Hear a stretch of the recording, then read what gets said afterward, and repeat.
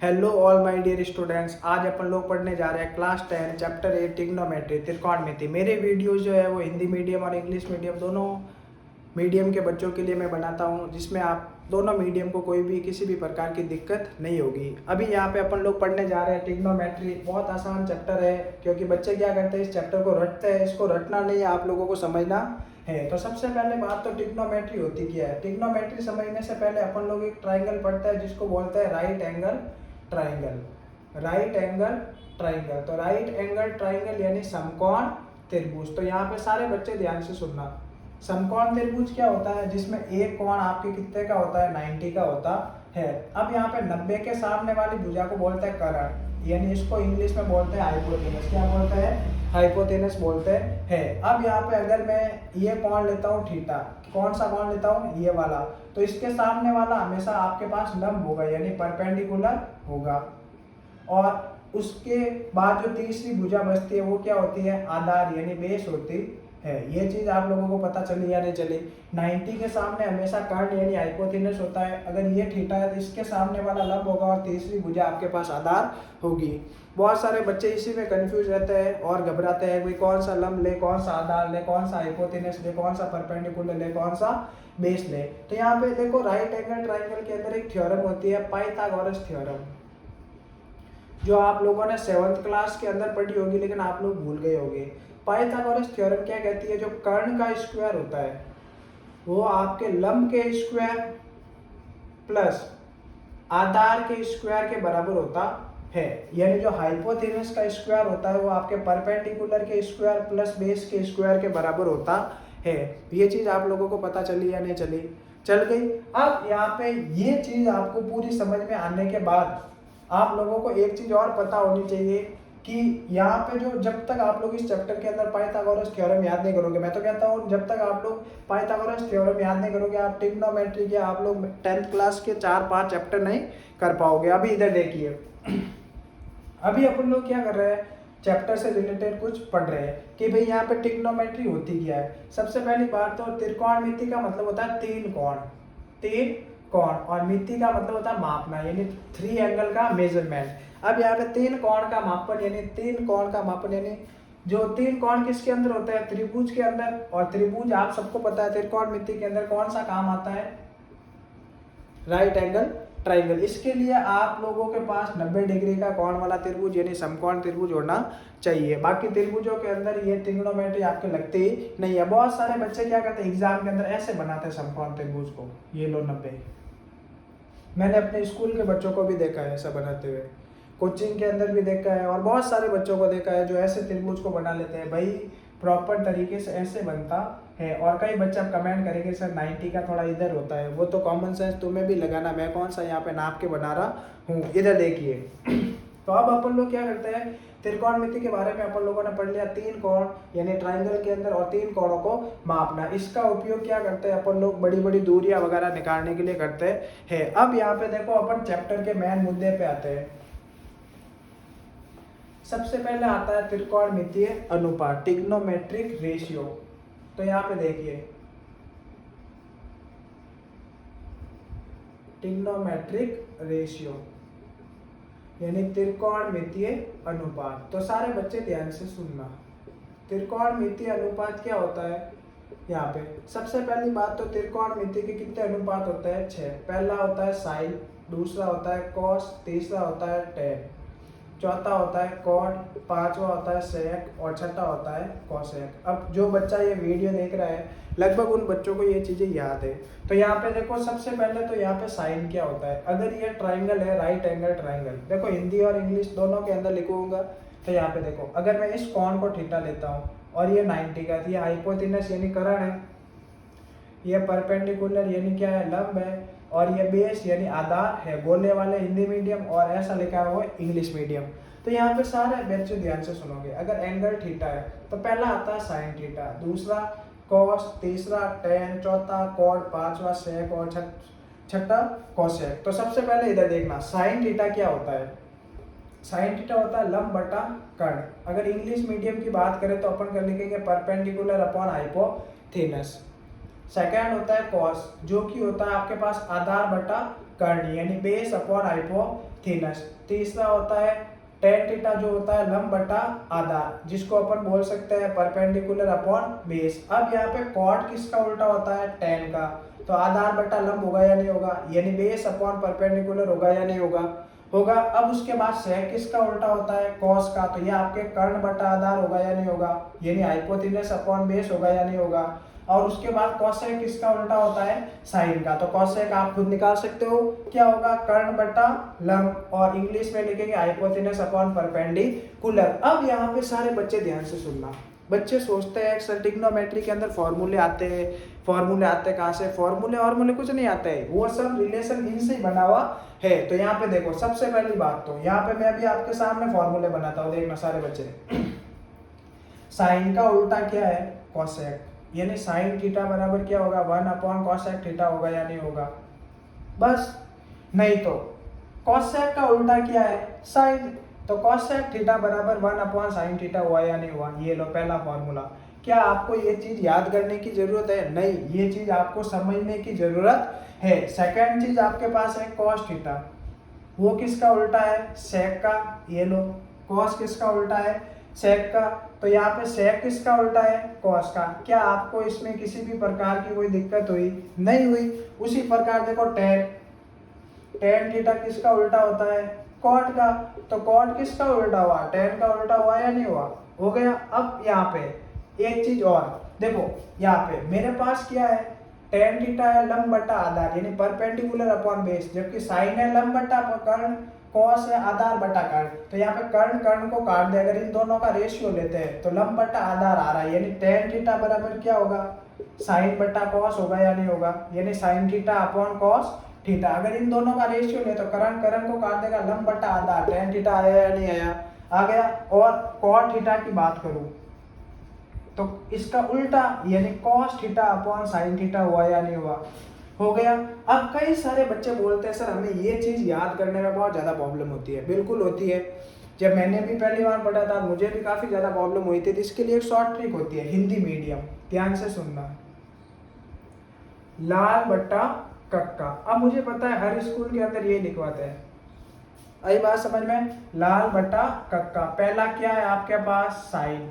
दूसरा आपके पास क्या है? कॉस। तीसरा आपके पास क्या है? टेन।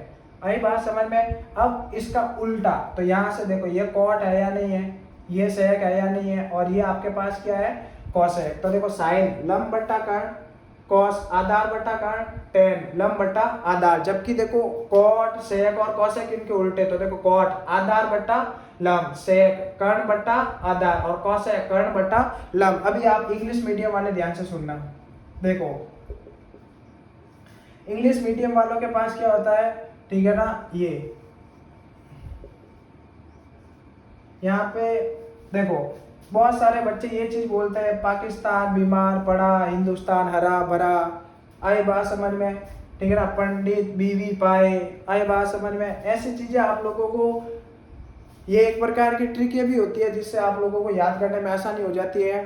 आई बात समझ में? लेकिन अपन इन चीजों का ज्यादा ध्यान रखता नहीं है, लेकिन आप लोग कर सकते हो। तो देखो सबसे पहले पंडित बीवी पाए, ठीक है ना, आई बात समझ में? पाकिस्तान बीमार पड़ा, हिंदुस्तान हरा भरा। तो ऐसे ही करके आप लोग याद कर सकते हो। तो पहली जो चीज आपके पास क्या है? Perpendicular upon hypotenuse. ये किसका है? साइन का।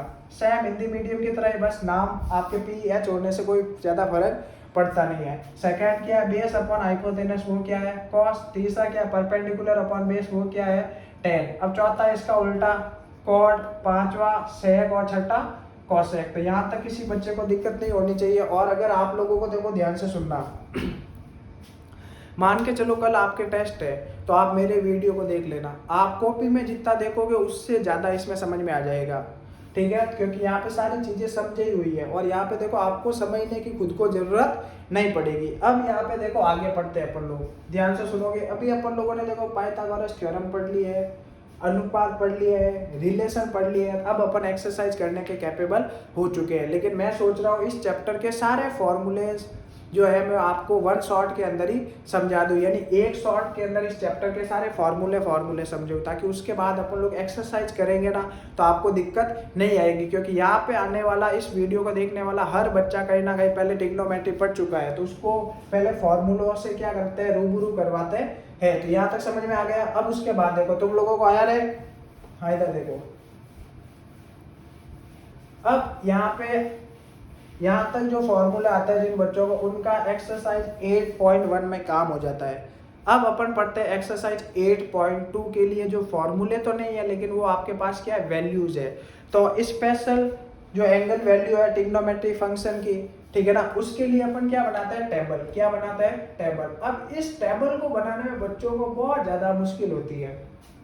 कई बच्चे ऐसे होते हैं जो चुटकी में बना लेते हैं, कई बच्चे ऐसे होते हैं जो कुछ भी मतलब बना लेते हैं, कर लेते हैं, और आप लोगों को सबको आती है बनाने, ठीक है ना, लेकिन फिर भी एक बार रिवाइज कर लो क्योंकि एग्जाम के अंदर ये चीज़ आपके काम आएगी, ठीक है। इधर देखो, तो सबसे पहले देखो, टेबल बनाने के लिए आपके पास ट्रिग्नोमेट्री के कितने फंक्शन होते हैं, या रेशियो होते हैं 6, साइन, कॉस, टेन, कॉट, सेक और कॉसेक। अब यहाँ पे देखो ध्यान से, एंगल कितना लेते हैं, 0 डिग्री, 30 डिग्री, 45 डिग्री, 60 डिग्री और 90 डिग्री। अभी आप लोग देखना, आप खुद मेरे साथ साथ इतनी आसानी से टेबल बनाओगे जिसकी कोई हद नहीं है। देखना सारे बच्चे, तो अभी अपन लोग बना लेते हैं भाई टेबल। ज़्यादा चीज़ों को सजाने के ऊपर ध्यान नहीं देते हैं क्योंकि अपन को पढ़ना है, टाइम पास नहीं करनी है। इधर देखिए, सबसे पहली बात तो मैं क्या, कोई भी आपको बंदा बोल ले, एक चीज़ तो आपको याद करनी पड़ेगी, वो है साइन के मान। देखो साइन 0 का मान 0 होता है, ये आपको मान तो याद करने ही पड़ेंगे। तो यहाँ पे देखो, सबसे पहली बात तो ध्यान से सुनना, साइन 0 का मान क्या होता है, 0, और साइन 90 का मान कितना होता है, 1। ये हर बच्चे को याद होता है, लगभग बच्चों को याद होता है, ठीक है ना। आप में से जो वीडियोस देख रहे हो वो बच्चे भी बताना कितने बच्चों को ये मान याद थे, और मेरे कम्युनिटी के ऊपर भी आंसर दे सकते हो क्योंकि मैं ऐसे सवाल डालता हूँ जिससे आपके 10th क्लास का लेवल इंप्रूवमेंट हो।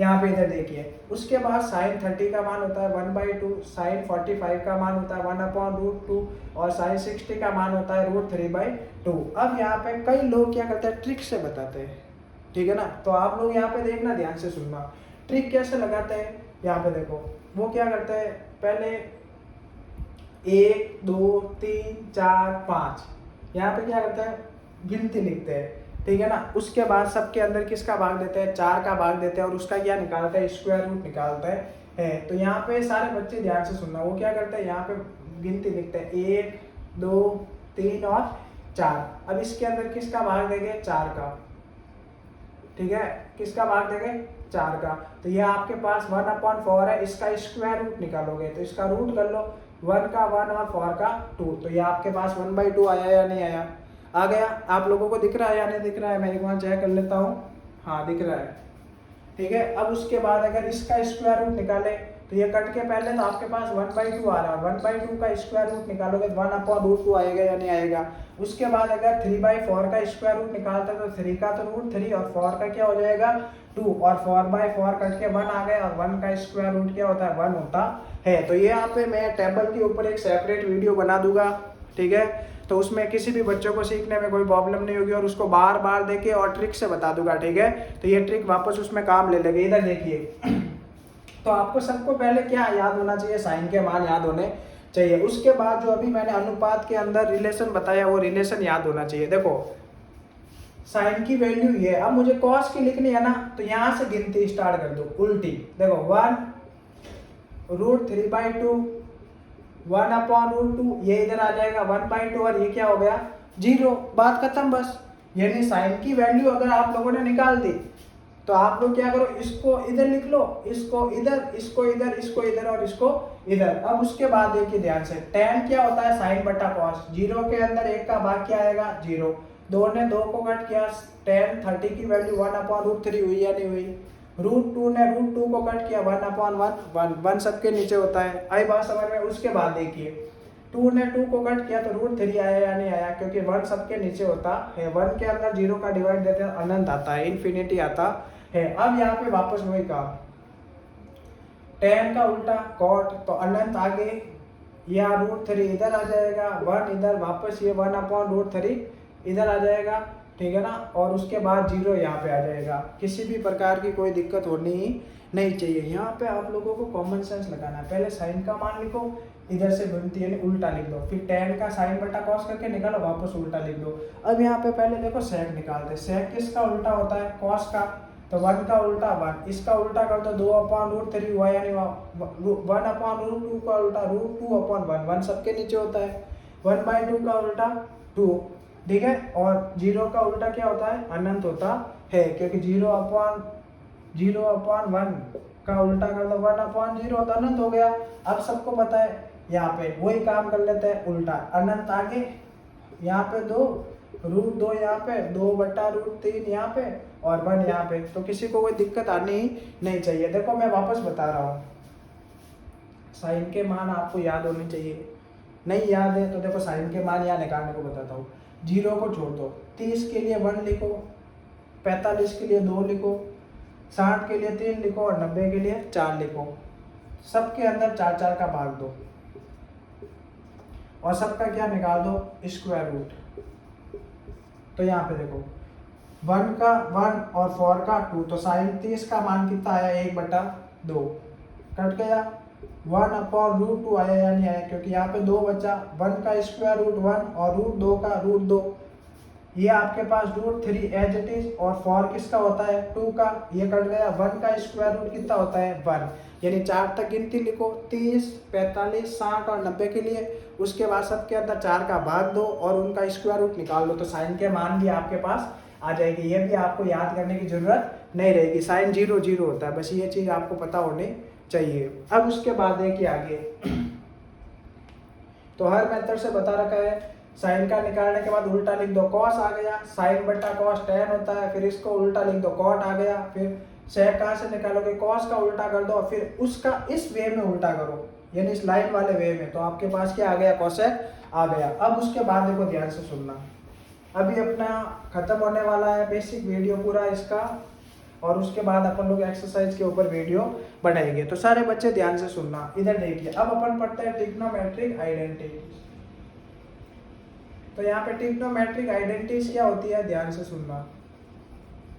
देखो ट्रिग्नोमेट्रिक आइडेंटिटी यानी त्रिकोणमितीय सर्वसमीकाएं क्या होती है, तो सबसे पहले कितनी सर्वसमीकाएं होती है, 3। देखो sine square theta plus cos square theta बराबर 1, इसके ऊपर सवाल हमेशा आता है, ठीक है ना। 2 मिनट वेट। सेकेंड जो आपके पास होती है वो होती है, देखिए sec square theta minus tan square theta बराबर आपके पास क्या होता है, 1 होता है। थर्ड जो होता है वो आपके पास होता है cosec square theta minus cot square theta बराबर 1। अब कई होशियार बच्चे बोलेंगे सर सेक स्क्वायर थीटा बराबर 1 प्लस tan स्क्वायर थीटा ये आइडेंटिटी होती है ना, कॉसेक स्क्वायर थीटा बराबर 1 प्लस कॉट स्क्वायर ये आइडेंटिटी होती है, बुक में तुम्हारे ये है। लेकिन आप लोगों को एक चीज बता देता हूँ मैं, ध्यान से सुनना सारे बच्चे, देखो इसको याद करने की टेक्निक से मैंने यहाँ पे लिखा है, आई बात समझ में, यहाँ पे आपको याद करने की टेक्निक से लिखा है, इसको प्लस माइनस अलग अलग फॉर्म में अपन लोग लिख सकते हैं, किसी भी प्रकार की कोई दिक्कत नहीं है। तो यहाँ पे देखो सारे बच्चे ध्यान से सुनना, देखो पास में ग्राइंडर चल रहा है, फूं आवाज आ रही है, हाँ इधर देखो, पहला तो सबको याद है sign square theta plus cos square theta बराबर 1, गधे को भी याद होती है, आई बात समझ में। अगर आपको याद नहीं है तो फिर आप अपने आप को क्या समझते हो, क्या डिपेंड आपके ऊपर करता है।